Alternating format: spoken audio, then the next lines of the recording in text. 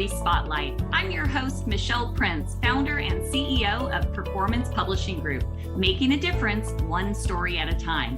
We'll be shining the light on successful founders, entrepreneurs, business owners, and leaders that are getting results and making a difference. We'll talk about how they built their businesses, are creating movements, and leveraging the power of authority in their own lives. Be sure to stick around to the end of the show and we'll reveal how you can be our next guest. Let's get started.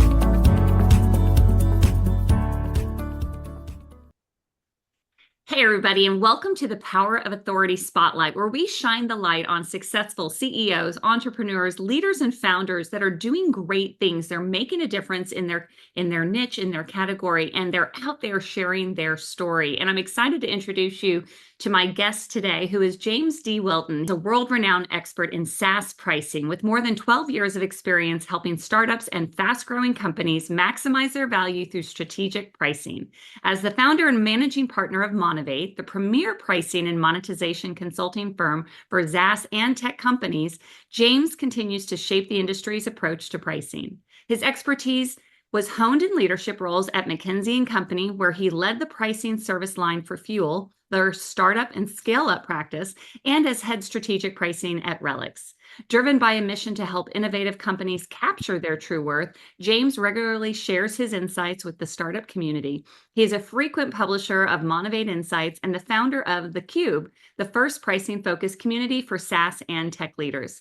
With his newest book, Capturing Value, James distills his vast experience of knowledge into an essential guide for anyone looking to master the art and science of SaaS pricing. Welcome to the show, James.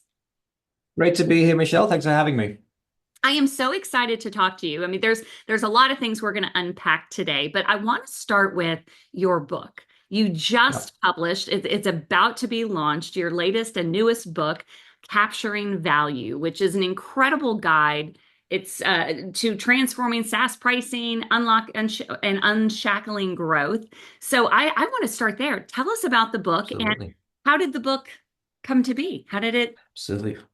Yeah. Well, I'd love to say it came about really quickly, but this is something I've been working on for the last 3 to 4 years. So it's definitely taken a little while to get it out there. But really, I mean, this just came through my observations of working with a lot of smaller companies who were growing and needed to optimize their pricing strategies. For the work that I did at McKinsey and also at Monovate, since then, I've really found that there are many companies out there who don't know how to build an effective pricing strategy. Pricing is incredibly niche, right? It's not very common that people have pricing experts in their staff when they're really starting off and getting going with their companies.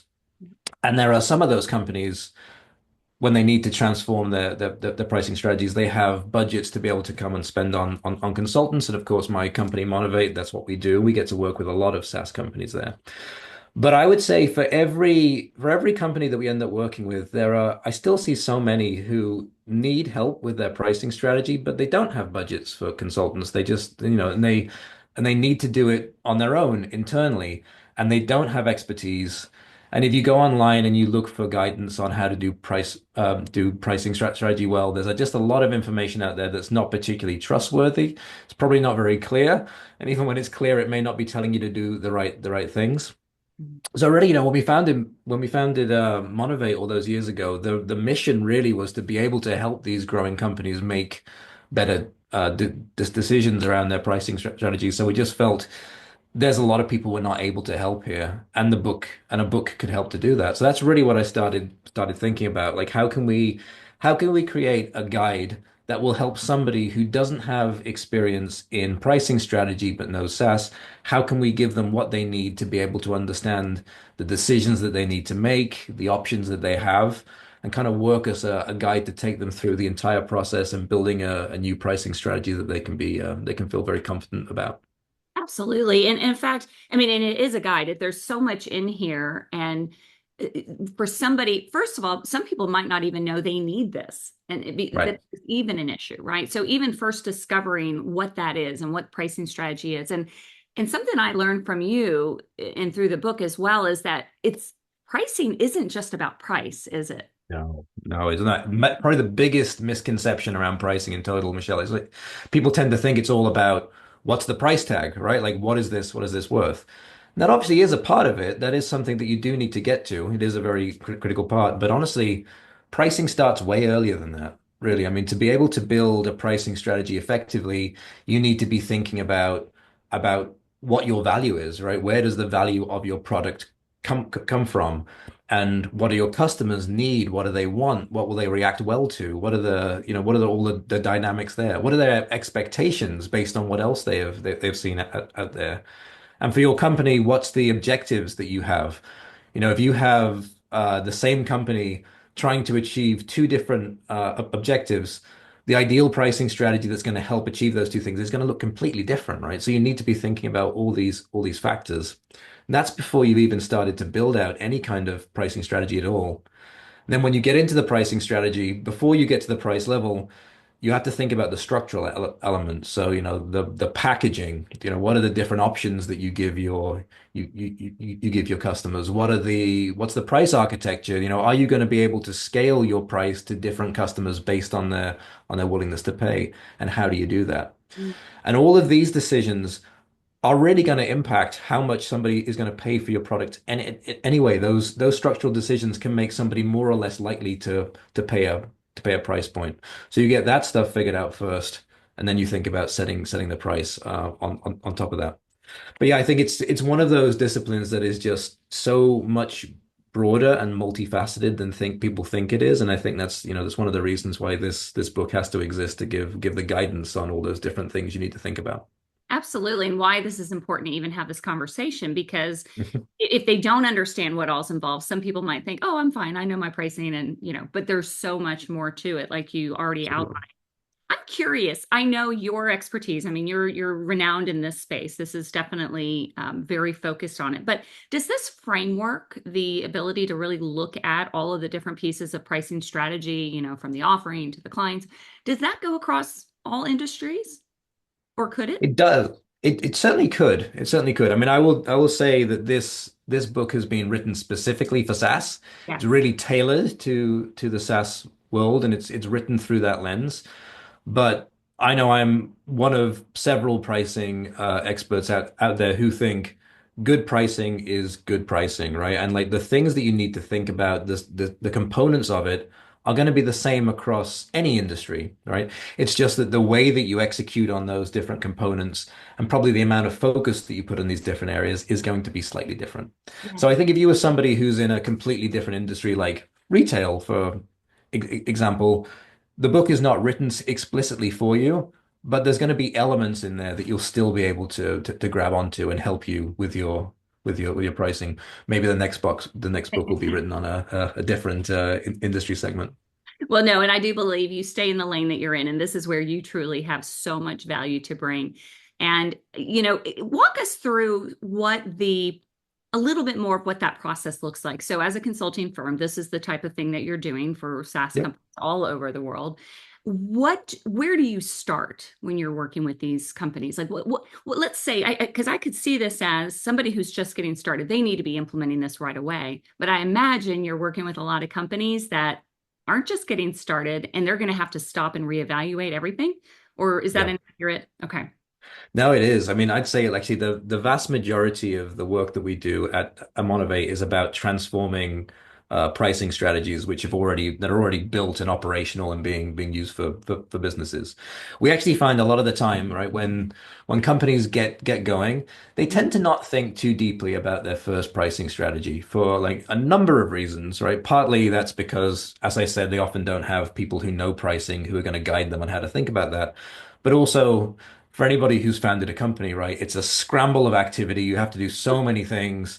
Probably thinking about your pricing strategy is something that happens. Oh, we're launching next week. We really need to think about how we're going to price this. So it ends up that it's often not thought through particularly deeply. They'll do what we call founder-based pricing, which is, kind of think Yes. about what it could be, and they put something down. And that's, are there is there room for improvement there? Absolutely, but that's the reality.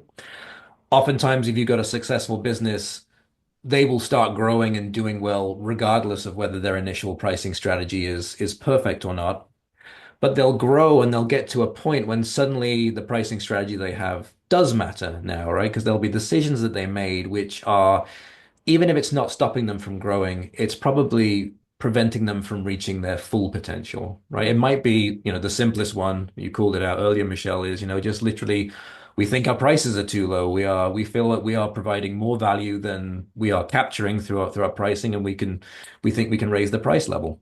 But it also sometimes the metric that we're using to price just isn't resonating with customers. I'd say probably the most common one in today's world is we set our price based on users because everybody does, right? But users isn't really aligned to value. Maybe people aren't buying as many users as we thought that they would. They don't need to expand the number of users, so it's not giving them any growth. We think there are lots of other things that might be better aligned to value that if we were pricing based on those, not only would we be able to set better prices, but we'd also be able to grow those prices over time with customers. So, how do we think about that? Sometimes it's that the packaging is wrong, right? The packaging could be too complex. It could be that we've given them too many choices and they don't make sense and it's slowing down our sales. Or it could be that when we launched our product, we had really just a very small set of offerings. So we just said, here's our product, take it or leave it.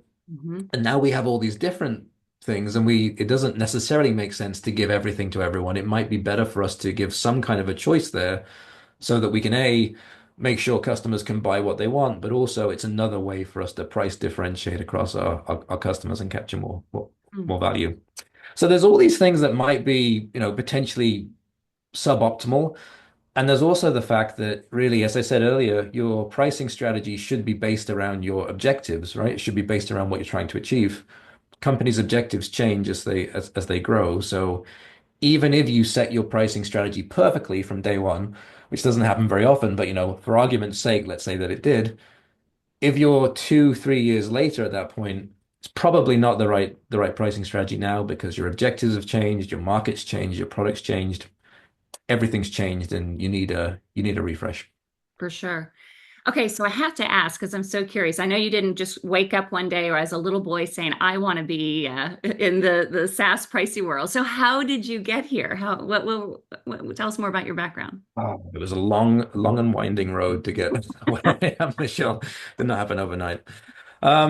Yeah, I mean, really, it has been a bit of a meandering path. I mean, I guess to sort of take you through it all, I'd have to start off in college, right? I mean, I went to college. I was in the UK where we have to specialize a lot earlier. It's not like, you pick your major. You apply to university to do one thing. And I applied to university to do natural sciences. I thought I was going to be a scientist. That's what I thought in college.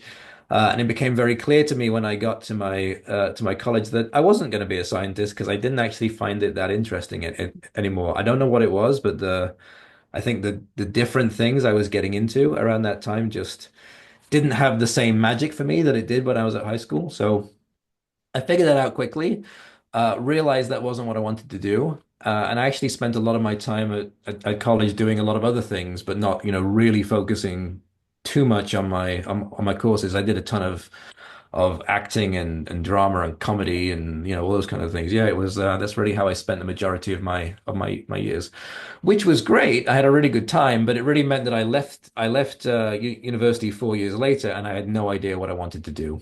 Mm. Um, and I mean, to cut a long story short, I took a sales role initially for a year. Just I was told that, whatever I'd be doing later on, I'd need some kind of sales skill. So I did that. Figured out very quickly that I'm not a salesperson and I didn't want to be doing that forever because it really wasn't for me. And I guess in that time, I figured out what I did think I could be good at, and I landed upon management consulting Yeah. because it felt like it needed a lot of skills that I felt I was naturally strong in, like communication, problem solving, a lot of the data analytics and so forth that would come in there. Plus, I found that I kind of get it. I got distracted easily, and I like lots of variety. In consulting, you'd be doing lots of different projects. Totally. So I thought that was a good fit. I started applying. I ended up getting recommended to a firm through a friend. And it all went very, very quickly. And I got into that firm, which is ZS Associates. It's a sales and marketing consulting firm. Mhm. And then I was on that path, really. I did that for 4 years, went to business school, flirted with the idea of moving away from consulting, but ultimately decided that I wanted to stay. And then Mhm. I went back into consulting after business school at what was called then 80 Kearney when I did more general strategy and ops. Okay. And this is actually where indirectly I found pricing, right? Not at 80 Kearney. But when I was at 80 Kearney, which back at that time was very much it's kind of a mandatory 4 day a week travel model at that point. You could get away from it, but not really. Um, and that was fine until I had the complication that I had my first kid in my second year at 80 Kearney. Okay. So me and my wife, we kind of went from this existence where we both worked really hard in the week and then hung out at the weekends, and that was fine, to a situation where I had a son at home and I Mhm. didn't see him except weekends for the first, I think, probably like 6 months of his life. That was how it went. And that wasn't okay with me. I didn't, I wanted to be with him and my wife far more than I was. So I kind of realized I needed to do something different. Mhm. But I didn't know what to do because I really felt identified as a consultant at that point, and I didn't really fancy the idea of getting a normal 9 to 5 job or an operational role somewhere. But this is what happened. I ended up getting headhunted by this internal consulting firm for a big company called Relics Group, Okay. and this consulting firm focused on pricing. And the idea was, this team would go in and start working with all the different businesses in this pretty big company, this whole group of companies as Relics was, and help them transform their pricing strategies when they needed to. This was right around 2012, so there was a lot of movement from these kind of old perpetual type models over to subscription and SaaS models. I hadn't really done any pricing work within my consulting at this point, but I decided to roll the dice and give it a go. I felt like I'd be able to do this. I'd be able to keep being a consultant, and I'd be back working in New York, which was where I lived at the time, so I'd be home more. So I took a shot on it, and as it turned out, I just found that I love the pricing content. I hadn't really found that area in consulting that really resonated with me and got me excited until that point. But yeah, pricing turned out to be way more strategic than I was expecting it to be, and there was a lot more scope for creativity than I thought that there would be. So I was hooked. I stayed with that team for 4 years, ended up leading that team. And by the end of that, with the world slightly different at that point, I decided then that I wanted to go back into external consulting, but just focus on pricing. Mhm. So that's what I did. I got a couple of different roles. I built a pricing practice at a small firm called SBI. Mhm. And then I went to McKinsey, where I was brought in to lead the pricing practice for Fuel, which is the part of McKinsey that was set up to work with startups and scale-ups and other fast-growing tech companies. Wow. So it really felt like kind of coming home at that point because I'd starting off in larger consulting firms and then ended back there. And also I had the opportunity to go work with these smaller companies, which was the favorite part of my previous couple of jobs that I'd found. But doing so with all the resources of McKinsey behind you, it kind of felt like a dream fit. Um, and it was great. I really found that I really enjoyed the people I was working with. And I felt that the work we did when we did it it was really high quality. It was a very natural fit with the way that I just felt that things should be done. Mhm. So I was pretty happy doing that. I think the only thing that kind of made me a little less happy over time was the fact that it was McKinsey and the fees that McKinsey carry, right? I think, I'm a believer in pricing to value, and McKinsey provides a lot of value, but the reality was the companies that we were trying to work with for the fees that McKinsey was charging, just so many companies just was not viable, right? It wasn't even a starter. So I was kind of we we did some great work, but for every company that we were able to work with, there were probably like two or three that were I was really excited about working with, but we just couldn't make the arrangements work. So I kind of had this epiphany about 3 years in that, it would be a lot easier for me to do the kind of work that I wanted to do with the kind of companies I wanted to do if I was just able to take the McKinsey fees out of it. And that's really what led to founding. Motivate back in 2021, where I said I'm going to try to keep doing the work at this level, keep doing the same kind of work, but be more flexible based on the sizes of companies that we're working with, and hopefully be able to serve a lot more of these companies that I want to work with. Um, and yeah, I guess the rest is history. I mean, we've grown relatively quickly. We're 12 full-time consultants now, and hopefully growing up to I mean, we'd love to be considered. Our kind of end state is being the go-to for for pricing strategy work for smaller growth stage companies. I find it so ironic that you're at McKinsey doing pricing strategy for clients, and it is exactly that reason that, some of those clients are not. So going back to the point of the importance of this, right? They weren't able to work with those, but it created this opportunity for you, which is Absolutely. was awesome. I just have to say, on a personal level, I know that going back to when you were doing your 4 day a week travel schedule and all that, I know that world. My dad was in consulting for Oh Cooper, yeah. Libran, and many others. And so I recall growing up saying goodbye to him on a Sunday night and hello on a Friday night. And so for you to make that decision early, we were a little older, but I applaud you for that, because that's a road warrior. That's tough. It's tough on a family. But for that season, it sounded like you were able to be put, stay put where you were, but then Yep. go with Rexel and then eventually with McKinsey, which is amazing. That's right. That's Yeah. right. There's so much I want to talk to you about, and I want to be sensitive to your time, but I do want to ask about, in working with you with this book, there's so much I learned, just not only just on the pricing strategy, but that there are people out there that need this kind of support, right? Outside of just directly working with a company. And you founded something called the Cube, which is Yep. community. Do you mind talking a little bit about that and what that's all about and how people can get involved?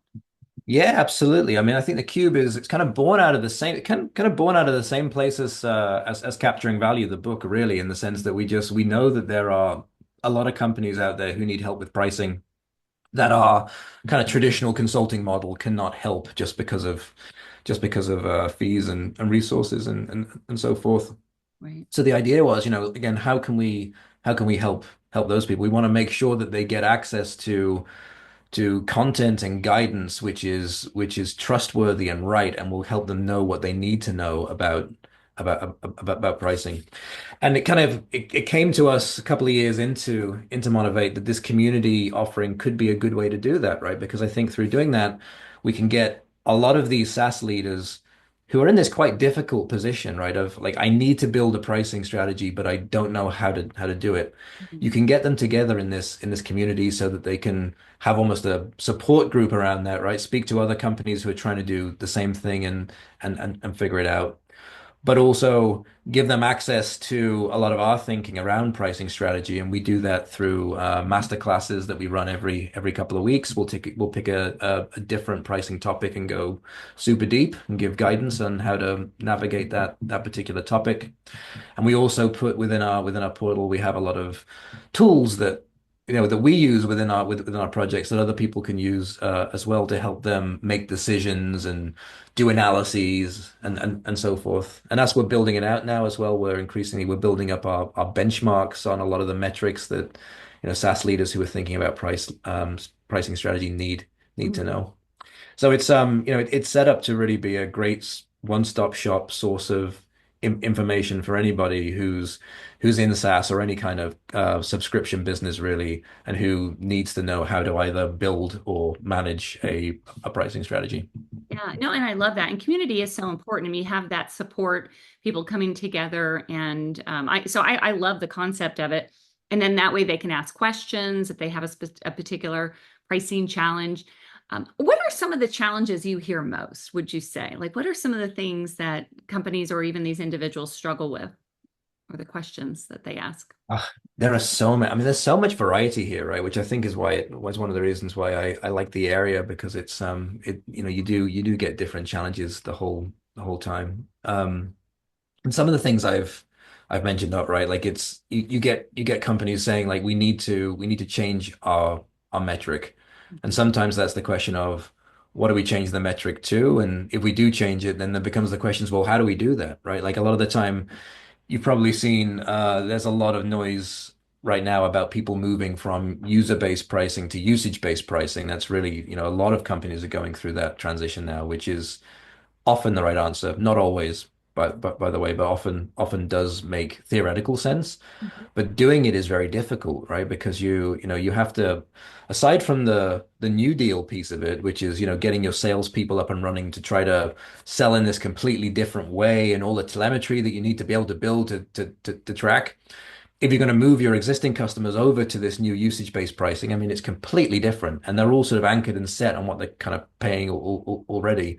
If you run what the new prices should be for them, some of them might stay roughly the same. Some of them are probably going to get massive price increases, and actually, some of them may end up with better pricing than before. So it conjures up this whole set of questions about how do I have those conversations with my customers? How do I move them over? Should I grandfather people over from this old pricing to, rather than move them onto the new pricing, especially if they're gonna end up paying less? Yeah. There's just a lot of questions that get thrown up for which it seems like there's no obvious answer for it. And there often isn't. A lot of these things, there's no kind of default, this is always the right thing to do. It's Mm. really, you have to think through what is the right decision-making framework to help you decide what you should do in your particular case. So it's, helping them walk through all of that. Wow, so But much yeah, there. But that's the reason for the book, for the community, for what you do as your consulting firm. that's If right. if somebody wanted to learn more about you, Motivate, and also the book, where's the best place for them to go? So I think probably the best place to learn about Motivate would be our website, which is motivate.com. And learning about me, there is some content about me on our website, but there's also my LinkedIn profile, which is LinkedIn/James D. Wilton. Awesome. Well, the book is awesome. Definitely for those of you listening, go get the book, Capturing Value, the definitive guide to transforming SaaS pricing and unshackling growth, which who doesn't want that? So that's amazing. James, thank you so much for being on the show. I so appreciate it. I've learned a lot. I know the listeners have as well. And I'm excited to see what your next book's going to be too. Oh, thank you, Michelle. Well, great to chat. Thanks for having me on the show. Absolutely. All right, everyone, that's it for the Power of Authority Spotlight. Definitely go to motivate.com. Check out what they're doing in terms of helping companies, helping businesses to really get strategic with their pricing, which is, as we talked about, so much more than price. And check out James on LinkedIn as well. And thanks again for listening. We'll see you next time on the Power of Authority Spotlight.